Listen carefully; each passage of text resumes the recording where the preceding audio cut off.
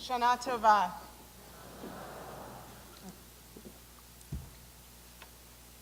My grandfather, Abraham, who I adored, was a gentle, always smiling and joking man, even though he didn't really have the easiest life.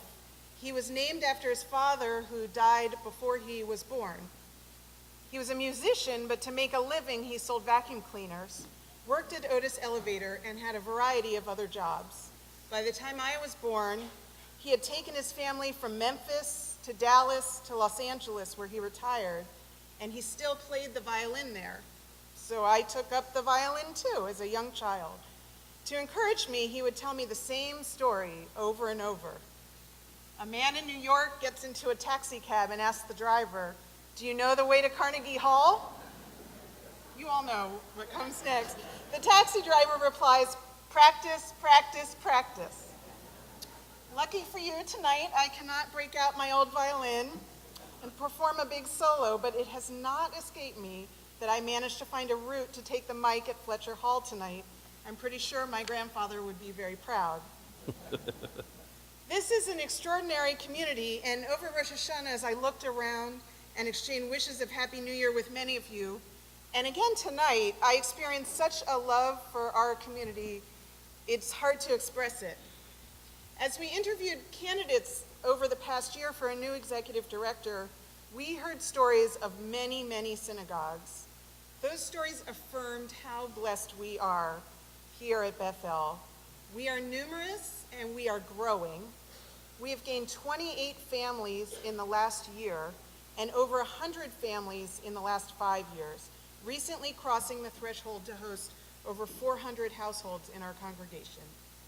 Participation in this synagogue comes from a very broad and diverse group of enthusiastic members. We have service leaders and Torah readers from across a wide range of ages. I don't think most synagogues would have teenagers read Torah on the high holidays the way that we do here. We have volunteers that organize meals for people in need. We have people building interfaith relationships on behalf of our synagogue, and many, many other projects going at once. We take fierce pride in not having tickets or even reserved seats for the high holidays, and are dedicated to hosting not just an oneg on Shabbat, but a full lunch every Saturday so that people can gather in fellowship regularly. The last several years, I've been privileged to have a front seat as a small group of people argued it was time to grow our building and improve our facility to match the dynamic and diverse congregation inside. Then see them open that dream to the whole congregation. When we put out the first sketches of what this might look like, some people thought we would never be able to raise the money. But this community stepped up and we exceeded our first goal, raising the most Bethel has ever raised in its history. And while a few very generous major donors helped in significant ways, the support has been very wide. Over 300 households have given to the capital campaign. Today, we're close to raising the full cost of the project and construction is underway. Footings are installed. The steel and ceiling beams are in place, not just for the social hall, but today they went up for the office space. Infrastructure improvements to our electric, water, and heating and cooling are in place. Framing for new Talmud Torah classrooms are in. Plans are coming together for flooring and furniture. It's impossible to count the number of volunteers that have made this project go so well. We have members who meet every week with our contractor, people choosing carpet, designing the ark, volunteers who manage the entire move out of our building. We have accountants and attorneys who carefully crunched the numbers and ensured our synagogue's financial success for the long term. Volunteers who toiled for days to remove the pews by hand ourselves so that we can repurpose the wood. Artists who are crafting tables and polishing our gates. Gardeners who carefully transplanted the plants. It is awe-inspiring to see the talent and dedication from every corner of our community. As we say at a different very big holiday, Dayenu, it would have been enough. But our community has simultaneously put energy and enthusiasm into many other important projects to ensure we have thrived this year and for years to come. I'm thrilled to welcome Alan Friedman, our new executive director, who joined in June and jumped immediately and wholeheartedly into making the high holidays go as smoothly as possible while out of our sanctuary. During the same period, Rabbi Graber was away for a 3-month sabbatical. I want to thank the numerous members of our community who stepped up to give Divrei Torah and perform many tasks in his absence. It's good to have him back, and I want to thank the rabbi for all he does, big and small, to make people feel welcome here and connect us together through a love of Judaism.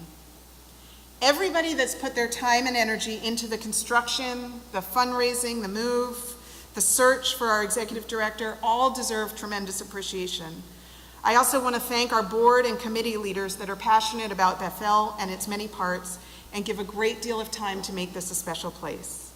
Thank you to the many, many people this week who served as greeters, leaders, and ushers during these unique high holidays at the Carolina. And finally, I want to give a very special thank you to Sherry, Elizabeth, Averill, Rachel, Lamont, and our new executive director, Alan, who have managed to keep us all going through a challenging time of transition and change, especially during these high holidays. This team dedicates countless hours to helping our congregation thrive, and we would be lost without them. Finally, I want to thank all of you who have been committed to this community to build a space that can house our growing needs, and who've given generously to ensure we're strong for this generation and future generations. I hope each of you will continue to support our community as it thrives and grows, not only through the capital campaign and your annual support, but if you see fit, even through a legacy gift that will serve generations to come. And if you haven't joined us yet and are checking us out this week, I hope you'll consider becoming a member at this exciting time in our growth. We are very fortunate and owe gratitude to the many leaders that came before us to build this strong foundation for our community. We also have a significant responsibility to be good stewards of our many riches and go further and think about how we could do even more. If you're not already involved or have volunteered in the past, I encourage you to think about how you can participate in this community. I assure you it will be rewarding and fulfilling. I work full-time at an advocacy job that's pretty demanding. I have 2 kids that go to countless activities and a spouse working an equally demanding job. I'm certain many of you have busy lives as well. Sometimes people ask me how I do all this and find time to be so involved in the synagogue. Of course, there are times that it's difficult, but most of the time it's the opposite. I find my life is enriched because of the synagogue and that this community provides me with so much. This place helps me remember what is really important when other things get tough. We're all very busy. We struggle to balance our Jewish lives with many other things going on.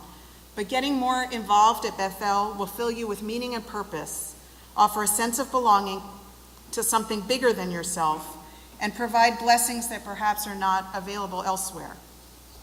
I want to emphasize there are so many diverse ways to be involved in this congregation and offer 2 examples of experiences I've had through Bethel that have drawn me to this place. Once, many years ago, Steve and I were invited to a party. If you gave to the annual fund, you got to go to somebody's house and eat and have a drink and hang out. And there I was, excited to schmooze, having a glass of wine, when the host stood up and made a really unusual speech. He thanked everyone for giving to the annual fund, and then said what we really needed to do was commit in future years, we would be the people that would attend Shiva Minyan for each other, be there to comfort each other in mourning. In this moment, he took a party and made it a profound example of how being part of this congregation is something more lasting, more binding than many other groups available to us. The other example is completely different and maybe a little poignant tonight as we've seen the photos of the Trinity Center. My family's gone for years to the Shabbaton that we hold every December at Emerald Isle. To be truthful, I don't go to much of the programming. I socialize in the common room. I nosh on the incredible spread that people put out every year. But I look forward every year to Saturday night when we finish Havdalah and have creativity hour. I myself have no talent at all. Forget about the violin before, that was a long time ago. But to see little kids and grown adults put on a talent show and the silliness and singing and jokes gives you a perspective on a totally different side of people that maybe most of the year you just sit next to in services seriously. As many of you know, if you've been there, my husband MCs the Creativity Hour. I might be a little biased because I think he's pretty funny. But there's something really, truly about the pure fun and camaraderie that binds us together year to year that I think is also just as important as the serious moments. In the year leading up to this one, we had discussions of what it would be like to be out of our building. Many talked about how our community transcended our space. This week, on the high holidays, as well as having Shabbat at Trinity Presbyterian, has shown this to be more than true. And we've seen new things. We've seen the strength of our own community, but also support we receive from neighbors that perhaps we couldn't have imagined before. As we finish construction and move into our new building, it's now time to think about what kind of community we want to be as we move back in. First, not hard to believe, it's my dream that we'll have a creativity hour in the new synagogue so we can uncover the talent and humor of those of you who can't make it to the beach every year. But more seriously, the board has set a goal to make time in our community more meaningful by helping to build deeper relationships with each other. We recently conducted a survey of the congregation to ask for feedback on how members feel about engagement with Bethel. First, you should know the board's reviewed the feedback carefully, and we're thinking about how to create new opportunities that draw on the suggestions we received. Further, a central theme in the feedback was that people are looking to form deeper relationships, to make friendships in the community that go beyond seeing someone once or twice at an event or at services. But they find this to be very difficult at our congregation. The board has taken this to heart and spent time this summer learning and brainstorming about how to facilitate new friendships and build communities within our larger community by making invitations more personal, asking more questions to get to know people better, and building Havirot or buddy systems that serve community-wide needs. You don't have to be on the board or a committee already to be part of an effort to deepen relationships in our community. Think about what would be meaningful to you. I assure you we can find others in the community with a similar interest. Are you looking for a family with which to celebrate Havdalah or holidays? Do you want to have more intergenerational conversation? Do you have a talent you can't wait to share? Invite someone over when it's convenient for you. Ask someone to go to a Bethel event with you. Let us know what you're looking for. We'll work with you to build it. Second, given the extraordinary community we have already, as we build more relationships with each other, we also want to foster trust in each other and encourage meaningful dialogue and learning on difficult subjects as a path towards the world we'd like to see. These are certainly tumultuous times. Change and challenge seems to be happening faster than many of us can process. Durham is growing too and changing rapidly.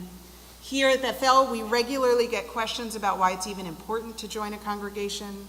And comfortable spaces like our own city have raised questions about how to be Jewish in a changing world. From our strength, we need to have more courageous conversations with each other and then beyond Bethel as well. There are times that talking to each other will provide moral clarity. Jewish life provides moral principles that guide how we live together, and at times we must come together and speak clearly about our values and our community's perspectives. At other times, we need to be more patient and try harder to engage in complex ongoing dialogue to deepen our understandings for ourselves. This doesn't mean we all have to agree. It can be good to disagree. I once went to a speaker at an interfaith event the Jewish community hosts here in Durham every year for Christian leaders, and he opened his remarks by noting the purpose of dialogue is not necessarily to reach agreement, but it's to refine and deepen our own perspectives and thinking. To be honest, in the last few months, as I have talked to many people about Israel and Bethel's relationship to Israel as a congregation, I have found it confusing and difficult and hard sometimes to relate to how strongly other people feel. I myself lived in Israel for a year over 20 years ago, but the connections I formed were very personal, and my focus wasn't on history or politics while I was there. And frankly, things have changed a great deal since I visited last. Today, what I often am looking for is exposure to more information and more conversation. History, detail, more exploration of what other people's experiences and knowledge are. But my experience, unfortunately, has been at Bethel that because the issue is controversial, we try to avoid talking about it. Hosting a speaker provides a label of pro or anti. Attending a meeting puts you on the right or wrong side. While in the short run this might be comfortable, I fear in the long run it will leave us empty, knowing very little and feeling very little commitment to something further and further away. The same is true also for other moral issues of our day. Judaism gives us moral grounding for how to live our lives, how to organize our community, and how to relate to each other. Bethel should be a place to start deep conversations about how to be good stewards of the environment, how to best take care of the poor, and how to treat the stranger. The answers may be varied and involve trade-offs that are hard. It may involve moving slowly and listening carefully to each other. But we have deep expertise in this place, much to learn from each other, and our tradition and Torah to help guide us. Judaism gives us the foundation and tools to foster complex conversations and model the kinds of thoughtful exchanges we would like to see more often around us, and to learn together how to repair the world. In many ways at Bethel, we model this behavior without even thinking about it. Last week on Rosh Hashanah, we discussed here whether Abraham should have argued with God. At Bethel B'nai Mitzvot, rather than give a speech, the Bat Mitzvah has a dialogue about the Torah with the rabbi. And every week, we literally interrupt during the Torah reading to ask questions. These conversations are based on the idea that thoughtful conversation takes us closer to the meaning of Torah, and the principles laid out in the commandments give us a better understanding of how to live. We need more dialogue and more learning here at Bethel, and we are well equipped to do it. Building better relationships with each other and practicing these courageous conversations will only make it easier to model the kind of relationship building and thoughtful discussion we would like to see in the world. One of the greatest requirements of Judaism for me that brings it all together is the minyan. It's remarkable to me that there are prayers you can't say unless 10 people are together when you say it. Community is integral to living Jewishly, to who we are as a people. I feel extraordinarily privileged to be part of a community in which so many give so much, in which there are talents I cannot dream of having, and ways in which my talents are valued. I encourage you to find your place to be part of this congregation and help to make it even stronger. I encourage everyone to push a little harder to get to know people more deeply, and to be open to conversations that teach you something, challenge you to think in a new way, and help us as a congregation to be a model of commitment to each other and thoughtful, complex conversation about the world we wish to see for future generations. Steve, Hannah, Avery, and I thank you all for being in community with us. We feel very fortunate to have Bethel as our home and wish all of you L'Shana Tova U'Metuka. May you be inscribed in the book of life and Gemar Chatima Tova.